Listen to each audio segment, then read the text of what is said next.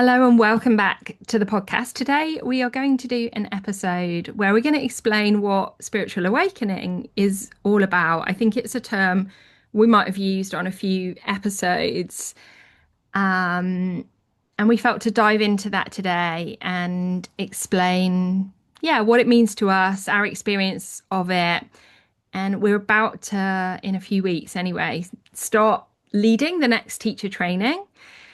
And it's something we often see in the students that show up for a nice little yoga teacher training where they're going to learn some poses and they actually go on a huge journey. So, Laura, what does spiritual awakening mean to you? What's your experience of it? For me, I think spiritual awakening is quite a personal experience. I think it's going to look different for a lot of different people. Certainly the awakening experience itself. But you know what I'm like? I think it's always really important to kind of explain the like real down to earth, like what would it mean to layman's terms? Because a lot of obviously you, Becky, are very like far into your journey in this work and you love the kind of spiritual realm. And I know some of our listeners are on that journey too, but there will be other people listening. And often my kind of layman's term hat, I always go, okay, but if I was to try and explain this to, my neighbor or somebody in a really down to earth way, like what would that mean? And for me, I feel like spiritual awakening is really about like becoming more conscious. I Mm. think it's about becoming more aware of yourself, of your patterns and of the world around you. Maybe like different ways of doing things. Maybe seeing, it's like a seeing for me. It's kind of waking up and going, hang on a minute, do I believe in this thing that I've always been doing?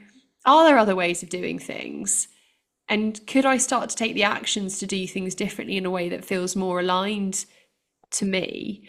So not necessarily about like transcendence, not necessarily what I think I would have thought it meant if I'd first heard it before my yoga journey, that, there might have been sort of a fairy godmother appear to me or a lightning bolt sort of strike me and like something happen where I go, oh my God, I've had a spiritual awakening. Obviously, those sorts of things and, apparitions and stuff do happen to people as part of their journey. But I think for kind of the general day to day and what we see in yoga teacher training, as you say, is definitely just more of an eye opener in terms of awakening and going, oh my God, how did I not know that? How did I not realize that my body is a messenger? That pain is a signal, that is something telling me from my body that I need to listen to, that there is an emotional start point or root of every physical manifestation of pain. That signs that I see are not just coincidences, that they are breadcrumbs that I can follow to live the life that, I'm here for. And just these sort of really day to day realizations are awakening and going, I'm not just going to sleepwalk through life. I'm not just going to be stuck in these kind of habit loops and do what everybody else does just because that's what we do. And I think that for me is what it is. It's about not sleepwalking. So the phrase, a spiritual awakening is becoming more awake, having your eyes opened to different ways of doing things and becoming and living more consciously through conscious choice of what is right for you personally and what you really passionately believe in, and then living that way rather than living a way which is just what everybody else expects of you.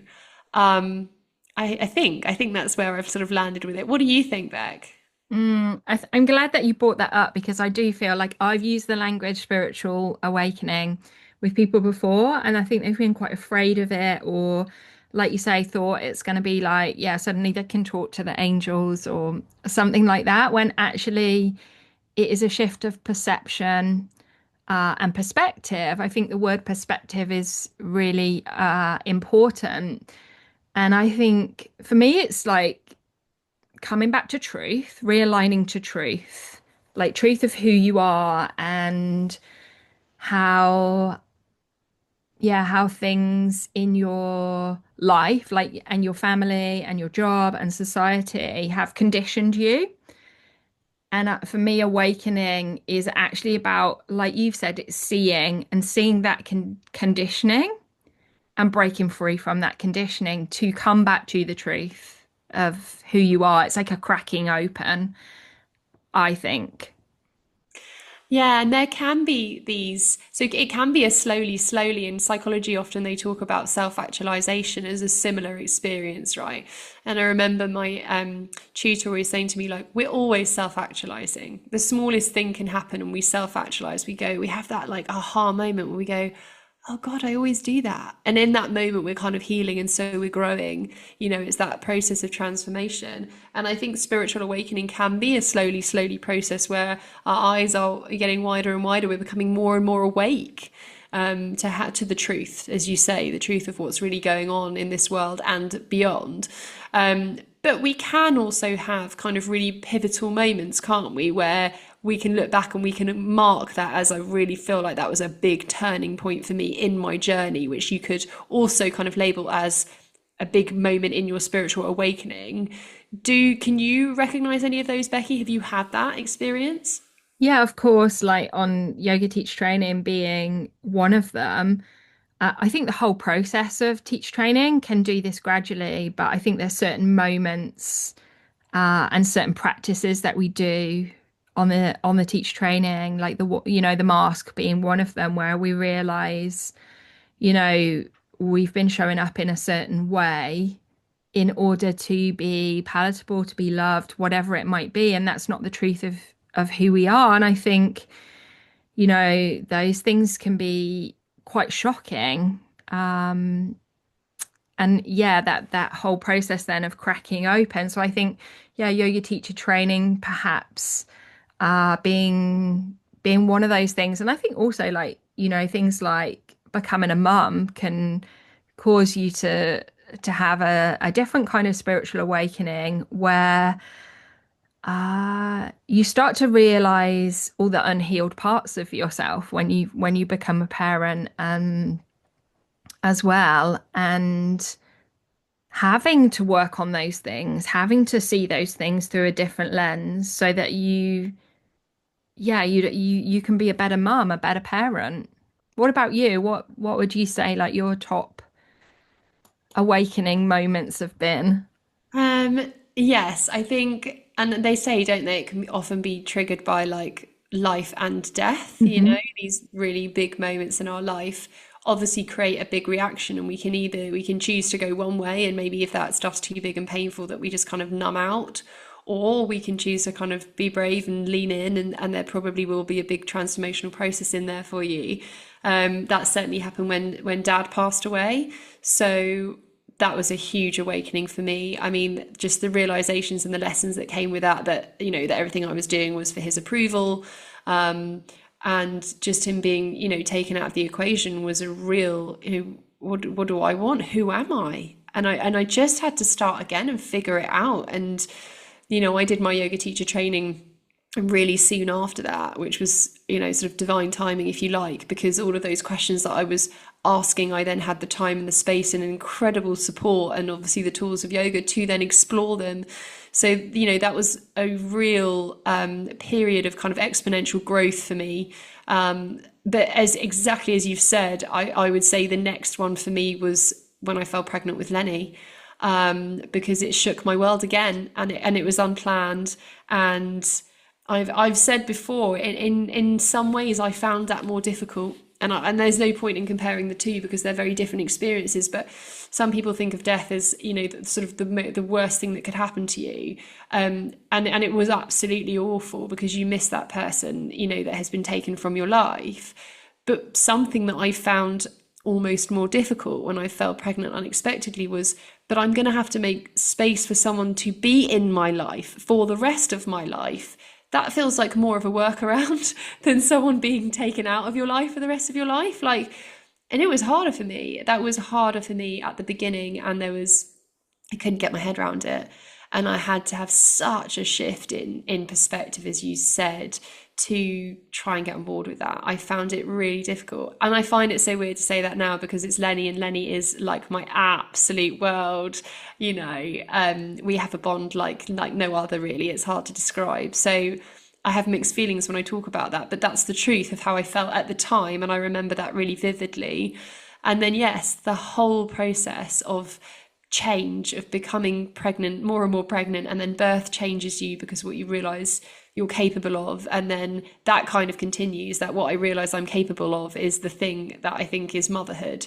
And you got to dig so deep to be capable of that stuff, and it makes me anyway question, I question everything.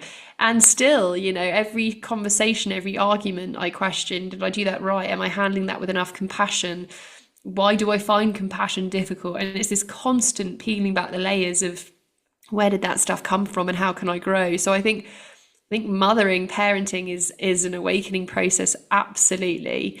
And then kind of smaller things, I suppose, just kind of career wise, I look back and I go, and we spoke about it very briefly before we started recording, like I feel like I'm in another stage of that now, which is interesting. I've come out of what I would call like the crux, or I don't know, the trenches of parenting, because okay, one's still in nappies, but they're both sort of walking and talking now, right? So I can bring my head up above the pulpit and kind of go, right, what's going on outside of this babiness, and have a think about the direction that I'm going on in my life, and it's changing, and I'm finding that really difficult because again, it's another period of change, and transformation. So yeah, I think there's a few there. Some are obvious, some more subtle. But I think when we're looking at them under the lens of, new perspective, change, transition, then certainly they don't have to be as big as birth or death. They can just be things as small as a job change or a direction change in what you're doing with your life, right? Mm. And I think awakenings are like once you have your first awakening and you can change your perspective. And I think for me, that big perspective change was probably like life is happening for you, not to you. You're able to spot the things that are here to awaken you and here to deepen your spiritual journey, even if you're not seeing it as a spiritual journey. And because the spiritual journey is the human journey, that it is that path of acceptance, of meeting your wounds, of meeting the hard things, so that you can see like every heartbreak, every loss, every big change that happens in your life as like a stripping away of like a layer of yourself, of illusion, of attachment, of a shift in your value system. It's like actually this unfolding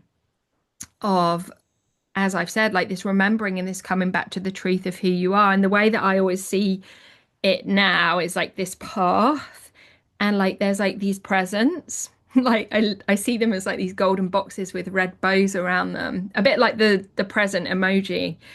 Um, and they're all along your path, and you can unpack them and unbox them, and maybe that inside that box, what looks like is not a gift, but really is everything is a gift, because everything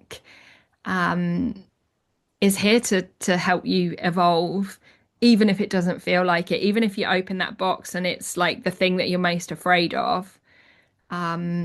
If you can meet it as a gift, obviously you've got to go through the human stuff and the human experience. It's not about bypassing any of that, but when you're out of the eye of the storm, seeing it as a gift, and yeah, like an assistance on your path of spirituality, really. Because a lot of people will say, maybe they're not spiritual, but it's kind of like if you're human, you are spiritual, because you're on a really hard journey of moving through life, of becoming attached to people, and then they move out of your life in one way or another, and you have to deal with that. Like that's one of the most spiritual things you can do. Yeah, exactly. And I think that's what's so important to kind of clarify, is that it's not always about sort of chasing the like mystical experience. It's about integrating everyday life, how we communicate, how we care for ourselves, how we relate to others. So not necessarily about kind of floating away from here, but landing and living here more fully, isn't it? More consciously. And I think that can feel really messy. Like the humanness of it is so messy, and old identities dissolving, is a really difficult thing. Value shifting, and that's, it plays really nicely into the one of the recent episodes we did on values. I think values shifting is part of a spiritual awakening, is something that's quite kind of tangible in going, oh right, so I used to put my appearance first, and now, I put compassion first, or I put, my path first, or whatever it might be. There's a real shift there. There's an awakening there. And you can very kind of tangibly see that in values and your relationships. I know something we've spoken about before, Becky, and we talk about this a lot on teacher training, isn't it? Is like what falls away. So, Mm. as a part of a spiritual awakening, there's so much that we gain. And that comes in form of wisdom and hopefully depth of relationships with new people. But there's a lot that we lose as well, isn't there? I don't know if you want to talk a bit about that. Yeah, it's like the cost of awakening in a way, because it's like the parts of your life that are not in alignment with this new version of you, which is the true version of you, because you're stripping away these layers and these false identities and attachments.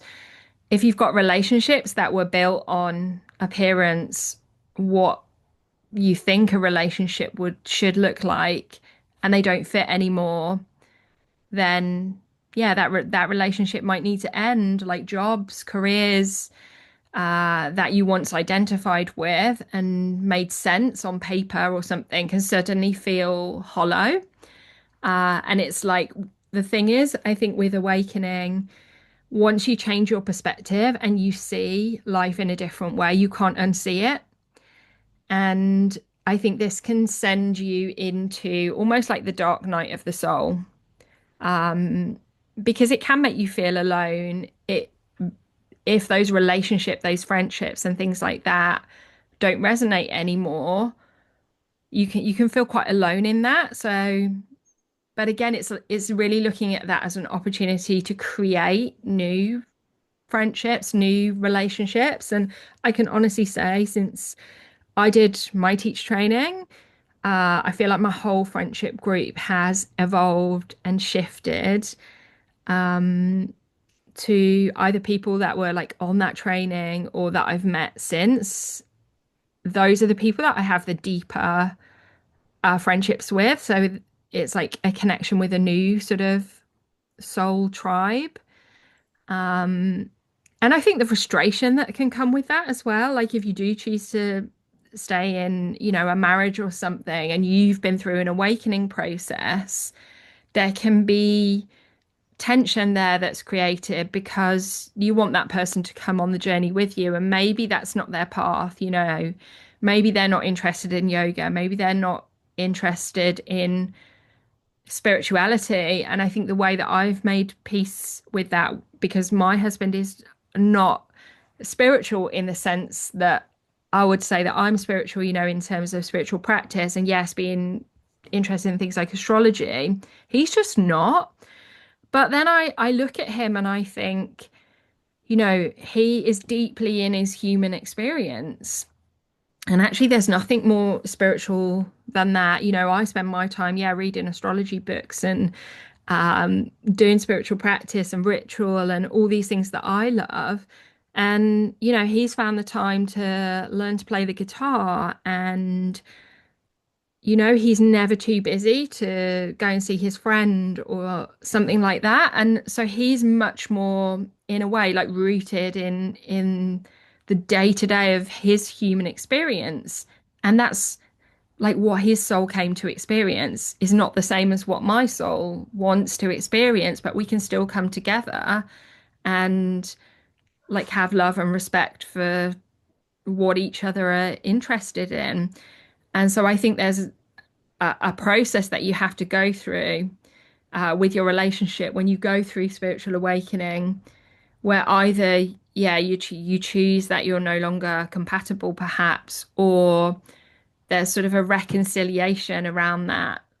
Yeah, and that can be hard. That can be a hard process. Yeah, there's so much in there. I think relationships and spiritual awakening is such a huge topic because, as you say, some relationships can easily change and fall away. And interesting at the moment, I'm part of this nervous system regulation like training group. And only literally yesterday lunchtime, a lot of the people on that group were talking about loneliness and how they really enjoy the depth of this work, but they find it lonely because they find it hard to find other people who enjoy the depth of that work. I think that is another benefit of yoga teacher training, is that you are in a group of people doing that work, which is quite remarkable. So you have this kind of new tribe who, maybe you're not socializing with them regularly, but they're there and you've been through that journey together.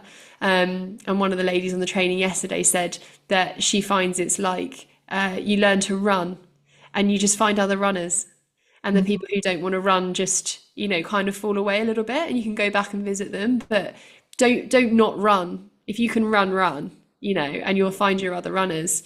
But don't just hold yourself back for walking because you're scared of running. And I loved that analogy. I thought that was really nice. But yes, it is hard letting people go and realizing that you're going to have to let people go. And I've had some quite difficult experiences of that, some that have just happened quite organically, and others I've had to be really direct. I remember I had a relationship once and the person was just trying and trying and trying and trying to see me, and my stomach was flipping when my phone would go, because I'd go, oh God, I'm going to have to say no again. And it was causing me too much stress that I had to, in the end, just say, I'm really sorry, but we're not going to see each other. I think we're really different people now. And I'd be quite direct about that. And I've often reflected over that, and is that the right thing? But it was all I could do at the time. But then there are other situations, aren't there? Like things that you can't change. I mean, I would call marriage one of those, just because I feel so committed, and I would not do that. I would not do that to my children at the moment, right? People have their own experience, and obviously life can change. But to live with somebody who you've committed your life to when you change is incredibly difficult. Equally, things like, my mum, I can't change that she's my mum, and nor would I want to. But there are some relationships that can fall away, and there are some that can't. And how do we live with those people in our lives when we have changed and the relationship is not going anywhere? Is a lesson in, as you say, compassion. And is the human experience. Buddha talks about the greatest lessons that we have to learn are those at home. And I think learning to stay with someone is probably one of the biggest kind of spiritual growth we can have, because we have to find compassion for ourselves and for the other.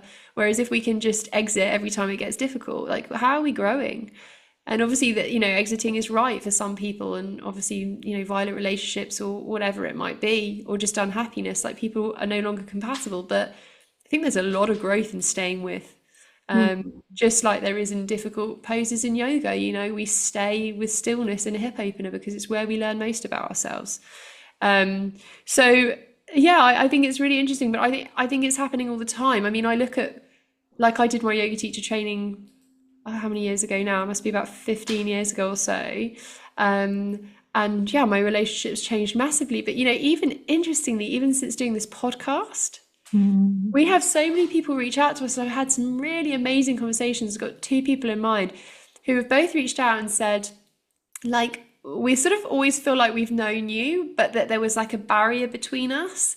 And since hearing you kind of speak on the podcast, I feel like I want to talk to you more. I feel like, I just want to hang out more, which has been so lovely, because yeah, I think what they described as why they didn't feel warmly towards me before was that, I don't know, they thought that there was a seeing, that I was judging them. They didn't say judging, but seeing truths in them that maybe they weren't ready for, and it made them feel uncomfortable or something along those lines is what they were saying. And now it's we want to be around that. And that's them in their part of their journey. And I felt such excitement to be I want to be around you right now too. I feel like I've changed, and I'm not, I don't know, maybe in competition or insecure in any way that I used to be before. And now I feel I'm at a part of my journey where I just want to be around women like that, or successful people. And so, yeah, I think for all the losses and as sad as they can be, the beauty of what you gain from truly authentic relationships of people who know themselves and are brave enough to do this challenging work will always outweigh that for me. I feel like the sort of the spiritual awakening journey is one of really accessing the heart, actually. and no longer being ruled by like those lower, I'm going to talk about the lower chakras, or I suppose being ruled by fear or separation or ego anymore. We start to like really access the realm of the heart and be with our feelings, be with whatever is going on, knowing, and this is the great thing about yoga teacher training, right? It teaches you then the tools to be with those emotions, and that those emotions are, bringing messages and things like that. I mean, it's funny, the messages that I get off people are always like about synchronicities and things like that. I'll always get the messages of, someone will send me a photo and be like, I was listening to the podcast and then I saw like this number plate and it had 222 on it and I thought of you. So I always get those messages because, when you start to access the heart, that's when those synchronicities appear more in your life as well, because you're starting to trust your heart and trust everything around you and really tune into your intuition. And this, I don't know, like this interconnection of everything, which, for me is what astrology is all about, this interconnection of energy. So yeah, it really is for me about accessing the heart, and moving much more from a place of love and compassion and sort of higher truth than making decisions based out of logic or fear or wanting to control everything. Yeah, I think what you've touched on there is so important around trust. And we've spoken about this before, but like the red rubber band. Mm. So for me, a lot of this comes hand in hand together. So we talk about a spiritual awakening. For me, it's about realizing what your real path is, what your true path is, and being brave enough to take that path, even when it's going to mean change. Something that I'm going through at the moment. But then amazingly, how things come together in terms of relationships too, when you start realizing like, okay, like this is my true path, and I didn't really understand why these people were in my life, but like, wow, how these people need to come together now is just incredible. And you can't question that, you just start to really trust and believe. I think it's that like real kind of upward spiral of like, okay, this is happening because this is happening, and oh wow, that's just happened because that happened, and it all just clicks. And that's really lovely when you feel like you're living in alignment. But that I think it's about being really sensitive when you feel like this doesn't feel aligned anymore. Mm. It isn't just it's not a linear process. It's not like you have a spiritual awakening once and that's it, finished. It's like, be ready, because you can easily start going off path again, and then you might hit a point where you go, oh god, this I'm pushing water uphill Mm. and I think I'm out of line. And where do I need to dig deep and go, hold on, what's the truth here? What do you really want to be doing? What do you need to let go of? And keep going through that, another awakening to keep you on path, right? Yeah, it's like a spiral, isn't it? And you might sort of come back around, and then there's sort of a deeper learning about yourself, a deeper alignment, a deeper connection to the heart that then, sort of takes you up on your next cycle. Yeah. So, Beck, what about from a astrology perspective? So, where can we see these awakenings in our chart? Yeah, and we recorded the episode, you remember, a little while ago where we talked about the kind of life stages in astrology, but definitely often like a big planetary transit will trigger some kind of awakening. So things like Saturn return, when Saturn returns to the place in your birth chart where it was, that can be a big one. Uranus opposition in your early 40s can be another one. I read for someone the other day as well, and she had what's called a Saturn square. No, she had what is called a Pluto square. So Pluto was in a 90-degree angle compared to where it was when she was born. And this was happening in the area of her life of relationships. And a big relationship in her life had ended. So often as always, the planets are mirroring things and showing us the possible interpretation of the energy. So it's not like, there's a lack of free will there, but if we're not as far ahead in our kind of human slash spiritual journey as we could be, like that awakening might be a bigger awakening than if we're heading in the right direction. If we're far off track, that process of awakening might be a bigger awakening. And then I think at a bigger level as well, a bit as kind of, the macro level of the planet, the Earth is going through an awakening at the moment. And we're entering the age of Aquarius, which I won't talk about the science of that because, would be here a long time. But we're sort of seeing things like the vibration of Earth, the Schumann resonance increase at the moment, which is kind of like you might hear of the Schumann resonance be referred to as the heartbeat of the planet, like this natural frequency of electromagnetic pulsing that happens. And this is measured by certain instruments in places in the world. And it's always been sort of consistently around 7.83 hertz. And in recent years, it has fluctuated and spiked a lot, which people kind of cleverer than me really are linking this to the collective rise in consciousness that is happening on the planet. Because as Earth's frequency rises, it allows us to hold a higher frequency and come more into the heart, living from this place of awareness and love and connection rather than fear or separation. Because we are part of Earth's energetic field. As we raise in consciousness, we sort of raise Earth's consciousness. And then as Earth's consciousness raises, like more people awaken. And this is how consciousness grows and increases on the planet. It really is like this co-evolution, creating the pressure for our consciousness to rise, so that old patterns, belief systems and stuff start to surface personally and collectively. It feels like we're in a bit of a dark night of the soul as a collective, with everything happening on the planet at the moment. And it's kind of like those things have to be seen in order for us to see the lessons in them so that we can do things differently. And this is like the process of ascension, essentially. And the cycle of time that we're in right now is we are on an ascension pathway. So yeah, when we have these spikes in the Schumann resonance, they can coincide with earthquakes, with earth activity, with solar flares as well that come from the sun.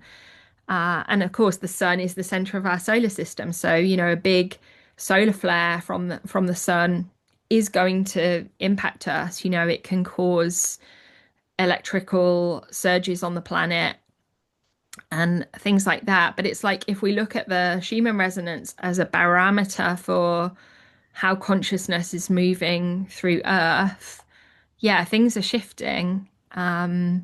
And people are changing, and we're moving away from this fear-based way of living to people coming much more into the heart. And we see that through the choices that people are making now. Yeah, and I think again, just like layman's terms, is the idea that like this collective consciousness and this raise of this collective frequency is, I mean, very tangibly we can see. I was only having a conversation with a mum the other day at a little parents' evening we had, and she was talking about how her son's football mad, and she used to be football mad, but what are we now, mid-30s? And she was like, 30 years ago, a girl playing football on a football team was like pretty laughable. And she was like, the men coaches did not want me there. And that was normal, it would have been abnormal for them to kind of vouch for me to play football. Look at our working lives. Nobody works on a Friday anymore, barely anyone goes into an office. Loads more people are working for themselves because there is this change, there's a shift in the collective, which is much more around, I believe in this and I want to be doing this, and so I'm going to do this. And there is this collective movement of, yes, women's rights, and also people starting their own businesses and speaking. Look at podcasts. How many people have a podcast these days? Because the voice wants to be heard around like truth and what people really believe in, rather than just sleepwalking through life. So I think just to exemplify what a like rise in consciousness might look like over the years, I think those are some really, tangible examples of how that's happening. Yeah, and you talked about like women's rights there, but it really is like the rebalance of feminine energy is one of the things that's causing and needs to happen to cause consciousness to rise is through this rebalance, through, yes, the recognition of like women, but also, we've talked about this on a lot before about feminine qualities coming to the surface. People's values are becoming more feminine, not so masculine about, appearance or success and things like that. People want to feel a certain way, and that in itself is a feminine quality. Coming back to the heart is a feminine chakra. So, as consciousness fell thousands of years ago, it started to fall. This is when we moved into sort of patriarchal systems. And of course, like the balance has to come back to move us out of patriarchy and more into like equanimity, really. Exactly. And I think a lot of what we're talking about here, for me, the word always comes up is connection. Mm. I think the more connected we become with self, and so that allows us to be more connected to others, like the higher the consciousness, I think there's so much work going on at the moment around feeling, as you say, is the rise of the feminine, but is the only way through. We were talking earlier about, one of the courses that I know we're both really interested in at the moment is this idea of nervous system regulation. And this is, I really feel, a missing piece in society at the moment. I feel like, people are sicker than ever, mentally and physically. NHS is at absolute breaking point. I think there's lots of stuff out there you can do. I think there's a ton of yoga, a load of mindfulness, lots of keep fit activities. But there's a real missing piece on education and going, guys, this is how your body is communicating with you. If your body is showing this up, this is what it means. And this is how you self-regulate. You don't outsource your power to doctors or whoever to give you the answers. You feel within. You go, you feel, you connect with yourself, and you feel this sensation is coming from this emotion. If this is the emotion that I feel, this is what I need to do. And not just, doing what everybody else does and goes, oh, okay, I feel like this. I think I'm going to go to the gym more. Like that, that's not you haven't connected with yourself in that process. You're just doing what a textbook tells you what to do. And people's nervous systems are showing it. You can go to the gym all day long, but if you haven't healed your nervous system, you're going to get sick. And this nervous system work is feeling. It's got to come back to connection to self and emotional literacy and learning how to actually self-regulate, how to really look after yourself. And only you know what's best for you. So I think the more these feminine qualities rise and the more that feeling becomes the answer, the more that we're going to see stuff shift, because nothing else works. So the proof's going to be in the pudding, right? Yeah, and the same thing with people go to the doctors because they feel depressed and ask the doctor for the answer. And I'm not giving medical advice or saying don't go to the doctor if you don't feel depressed, but really, like, if we can learn to feel sooner before we become like really in the hole of depression and do the right thing for ourselves to keep ourselves healthy, then yeah, like you say, the proof's in the pudding because less people would be on antidepressants and various other things. And this is where we've talked about this on previous episodes, like things like education will shift more to being focused on nervous system regulation and giving children the tools for that rather than keeping them sort of chained to their desks for like so many hours a day and trying to ram content about maths and English down their throat when they're not in an emotionally regulated place to even receive it a lot of the time. So yeah, I'm really excited for us to do more work on that and get involved. Me too. Me too. So excited. I feel like a lot of the way that we're given tools at the moment is kind of go like, oh right, okay, so you feel like this, so you need to get here. Okay, here's a car, jump in the car, right, and here's how you drive a car. But if it breaks down, you've got no idea how to fix it. You don't know what petrol to put into it. You haven't got a map. Like, there's no education about the tool that you're using. So, lots of people jumping into a yoga class, lots of people jumping into a gym class. Nobody actually understands how yoga affects your body or what you're doing in the gym, how it actually changes the chemical state and the chemicals within your body. They're just going, I feel like this, and I'm going to do a gym class with zero like education on the kind of nervous system or the chemical impact that those actions are having on your body. But I think if we learn that language, we'd then be able to choose the appropriate tool. We wouldn't just go, oh, okay, I'm feeling stressed, so I'm going to go to the gym and do a high intensity workout. Actually, that's going to increase my cortisol, and then I'm going to get more inflammation and lower my immune disease. You're going to go, okay, I'm feeling stressed. So when I'm stressed, I need low intensity exercise. So I'm going to do walking or yoga or whatever it might be. If I'm feeling low, then I'm going to raise my frequency. So I'm going to do high intensity stuff. But we haven't got that education, that language, or the emotional literacy to be able to choose the appropriate tool right now. So yeah, I think there's a lot of education to be done, and that is a lot of what we do on yoga teacher training. Like we've spoken about before, at the moment we're only sharing that with people who want to become yoga teachers or people who are open-minded enough to listen to this podcast.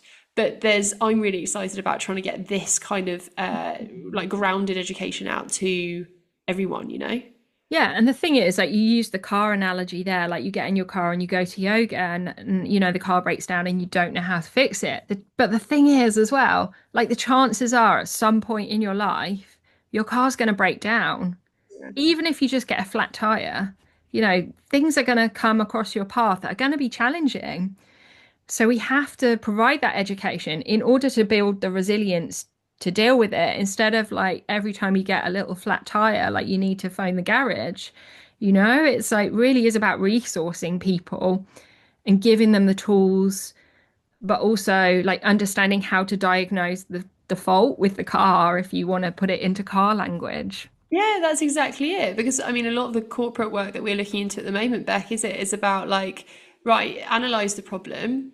And then most of the time, what they then do is go, okay, brilliant. So what we need to do is yoga. Great. We get yoga in, and then we stop doing yoga. And actually, no one knows how to look after themselves unless they're in that yoga class. What we call codependency is not what this is about. This is about creating independence, ability to self-regulate. So instead, we have to go, here's the issue. Here's the education piece around why the issue is happening and why the solution is going to work. Here's the practice. Now, after the practice, can you do that on your own? Because if you can't do that on your own, we haven't actually done you a service. And it's about giving people the tools to self-regulate. I think that is just so important these days. So we sort of ventured into the weeds a little bit there, didn't we, with talking about nervous system regulation. How would you bring that back to spiritual awakening, Laura? Well, I think it comes down again to connection. I think if you're looking for spiritual awakening or transformation or wanting to grow, the place that has to start is with being connected to yourself, starting to become really honest about how you feel, truly, maybe what messages your body is sending you, and where you feel you might be living out of alignment in your life, and starting to be really brave around the next steps as to how you might be letting go of old ways that don't serve you, and starting to move towards the new, following the breadcrumbs, the things that actually do light you up. And I feel like that is sort of your path to spiritual awakening. Yeah, I agree. And I'm excited for all the things that we're working on.